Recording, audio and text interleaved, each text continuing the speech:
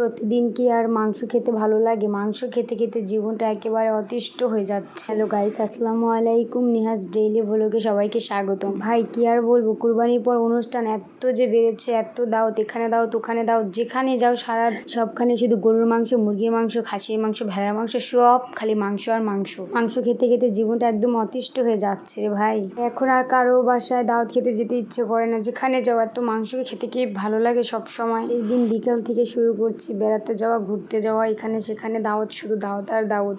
ঈদের পর আর নিজের বাসায় নিজের মনের মতো করে রান্না করতে পারিনি, তাই আজকে একটু সময় পেলাম, তাই একটু রান্না করলাম নিজের মনের মতো।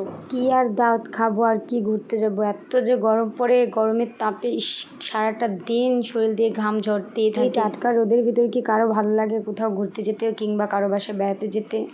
আর করার যেতে ইচ্ছে না হলেও যেতে হয় বাধ্য হয়ে।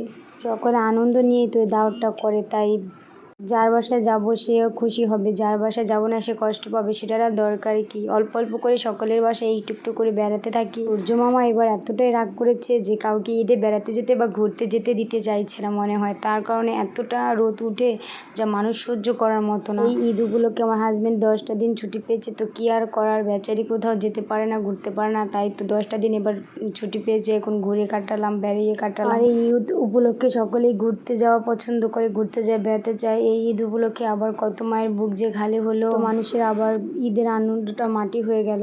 এই তো গল্প করতে করতে আমার রান্না প্রায় শেষের দিকে। তো আলসামির কারণে অনেক সময় ভিডিও করা হয় না। রান্না করার সময় ছেলেটা অনেক জ্বালাচ্ছিল, তাই মাঝখানে আবার ওকে ঘুম পাড়িয়ে রেখে আসলাম। তো ওকে ঘুম পাড়িয়ে এসে দেখি আমার রান্নাটাও প্রায় শেষ। দুন্দুল দিয়ে পাঙ্গাস মাছ রান্না করেছি, আরও রান্না করেছি ডাল, কচুর লতি ভাজি, করলা ভাজি, এগুলো দিয়ে আজকে ভাতটা খেয়ে মনটা ভরলো, পেটটাও ভরলো। ভিডিওটি ভালো লাগলে সবাই একটি লাইক করবেন এবং আমার চ্যানেলটিকে সাবস্ক্রাইব করে দিবেন। চ্যানেলে ঘুরে আসার অনুরোধ রইল সকলের কাছে।